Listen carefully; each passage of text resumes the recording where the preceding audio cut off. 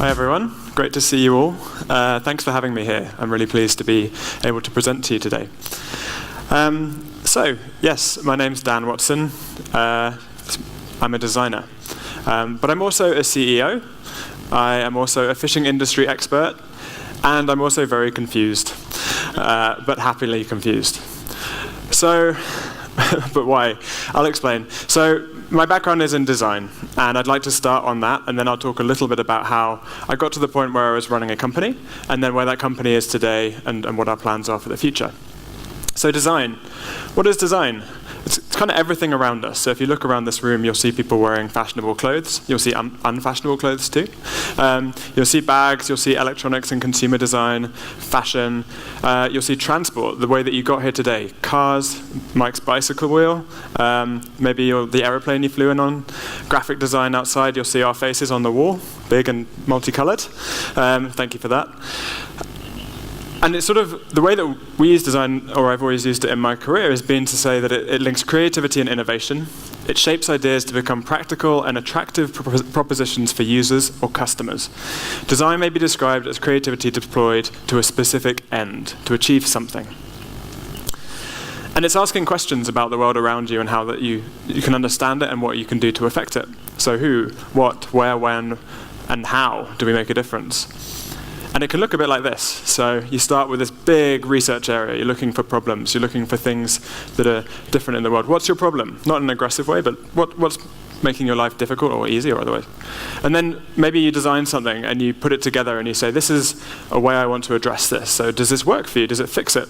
Let me know how I can do better. And then even then, once you've got something that you think you can give to the world and to lots of people to help solve their problems, that's going to change because you're going to find new and better ways of doing this. The problem's going to change. You're going to have to respond, and always updating. So you end up in this spot in the middle of things like technology, where can we actually make this thing? Is it feasible technically to do this? Is there a business model behind it? Is this actually going to provide enough value that someone wants to pay for it, that they'll give me something in exchange for what I give them? And then also human values. Do people actually want to be seen using this? Is it something that's desirable?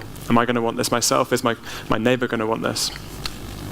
So in the theme of today, I've seen a lot of pictures of kids. This is where it started for me. Started very small, thinking big, taking things apart, trying to put them back together again, not always succeeding. And this took me through school. It took me to university, where I worked on projects around design and engineering.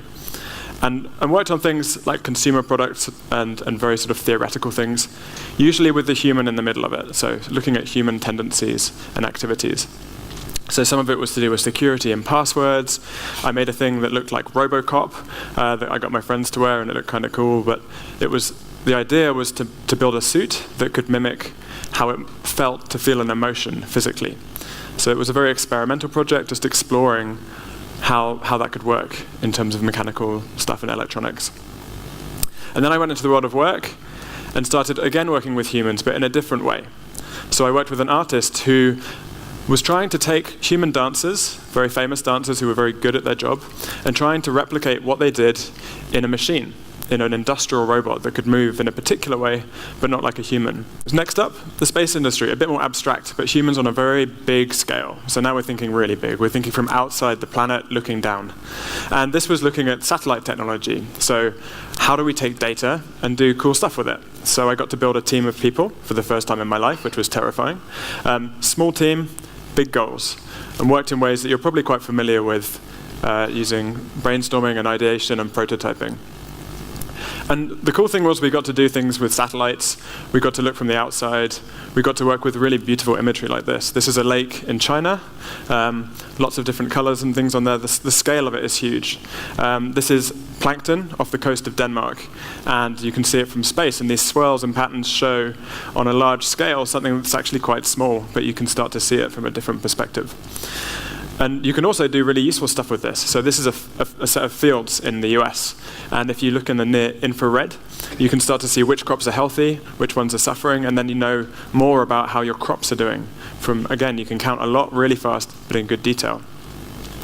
And finally, a similar thing with minerals. If on the left, you can see like a human would see the earth, and then on the right, you can see the different minerals shown in different ways. And there are other projects too around humans, but yeah. So This led me to the point where I had a bunch of skills that I'd learned on the way and could start to work on my own project, which I believed really strongly in, which was a project around commercial fishing. I know Thailand has a really large fishing sector, so hopefully there's some overlap here. And this project was called Safety Net. And it started because there was this article in the news. It was suggesting that overfishing was this huge problem, which it is, but there were no real tools that could be used to address it from the fisherman's perspective, a way to start catching more selectively. This led to some prototypes during my final year at university, and these prototypes eventually got into a competition, which they won, and it actually meant that we got some media exposure, and I was able to come to Bangkok, of all places, here. This is where it basically started. I met a load of scientists who wanted to try and use the technology in their own experiments, which really actually lit a fire under the project and meant we had some traction. So then, we now work with loads of different people. It's a very human-centered company, a very human-centered approach to the project. And we work with governments all the way down to people in single-person fishing boats to see if the technology will work. And a ton of prototypes later, we have something which we can use in a commercial setting, which I'm going to pitch to you now because it's the company. So, Safety Net Technologies. Who here likes fish? Please raise your hand if you like fish. Great, this is going to be a lot easier. So, this is Steve. Steve also really likes fish. He's a fisherman. And Steve goes to sea and fishes to try and keep his business going. But his issue is that he catches roughly 1 in 5 fish that he catches is not the fish he wants to catch. And because of legal reasons or because of endangered species, this is a real problem for Steve. And globally, there's billions of fish caught in this way that are not the right fish. So regulations mean he can get punished, and this is an issue for his business.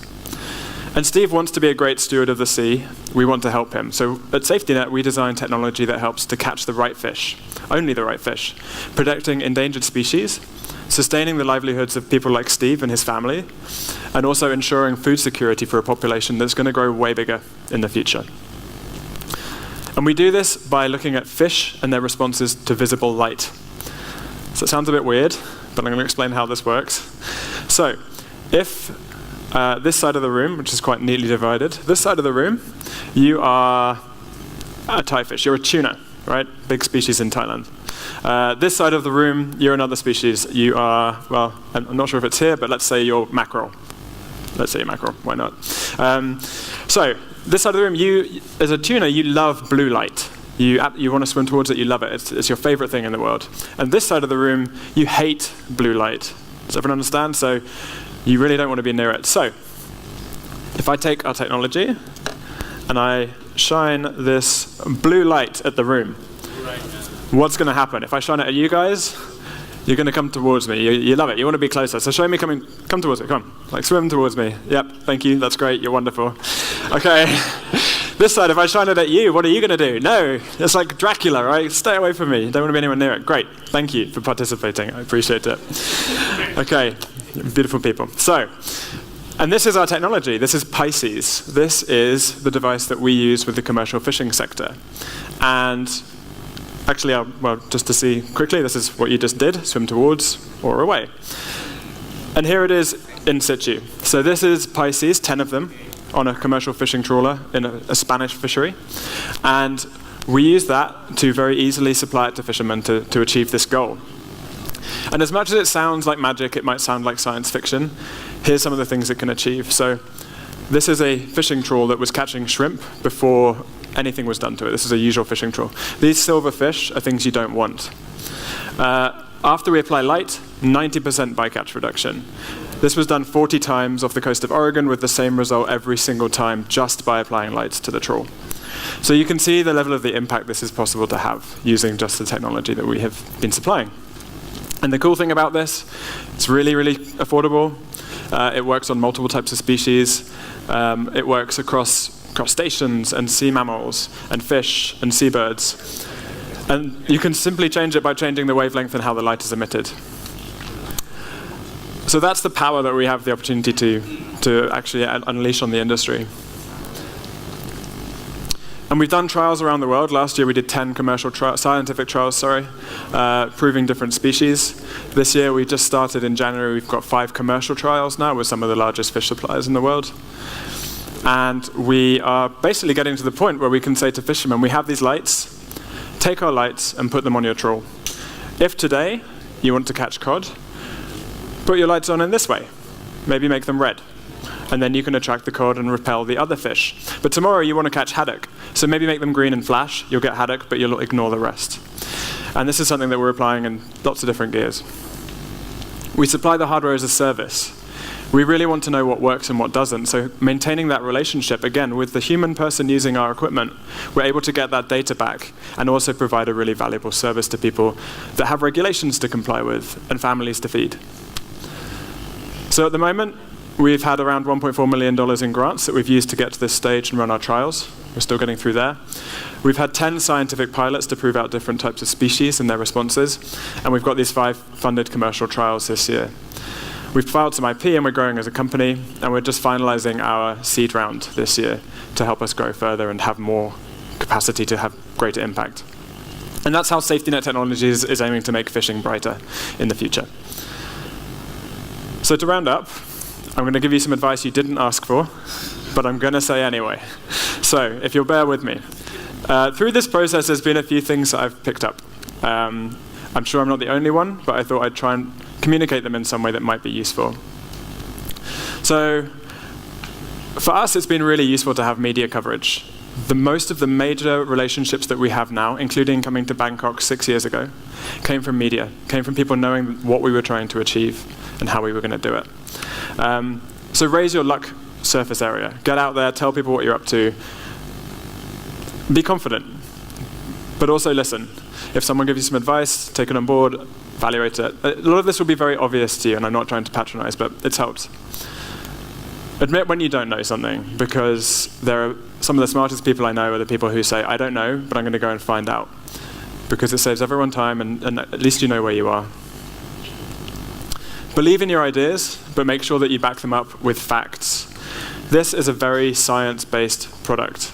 There is a lot of science and research that's gone in behind this, and we are now able to confidently say to people that if we put this in particular gears, it will do a particular thing. But when it started, we had to assume or tell people that we could do particular things that we wanted to go and try, and then we went and proved that they were real. Find a co-founder if you can. I started this on my own. I did it for 5 years on my own, and it was pretty lonely. It's not impossible, but it can be a lot easier to make decisions if you're working with someone else. And it means that you have a larger skill set that you can draw on. Again, not essential, but it could be useful. Figure out how to explain what you're doing in a concise and understandable way. I hope that's worked here. I'm not sure if it has. You have to tell me later. Figure out what you do and what you like about it, because you're probably going to have to do this for a while, and so you may as well enjoy it. Work as if what you're doing is real at all times.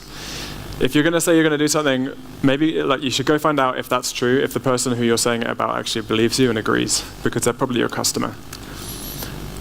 Put yourself in the mind of your user, so similar thing. And ask for help. We wouldn't have got where we are today without asking people for help. My mum's favorite phrase is, you've got the no, go for the yes. If you assume no, that's fine, but you should always ask. And finally, this might be the most important one. Take care of yourself. You are probably the only person who's going to be driving your idea forward for a while, because you have to get those people who believe in you and are willing to help when you ask. So you need to make sure that you're in a place mentally and physically and otherwise to drive it forward and actually do it with confidence. So I would say take care of yourself where you possibly can, because you're going to have to keep this going or your idea will more than likely die.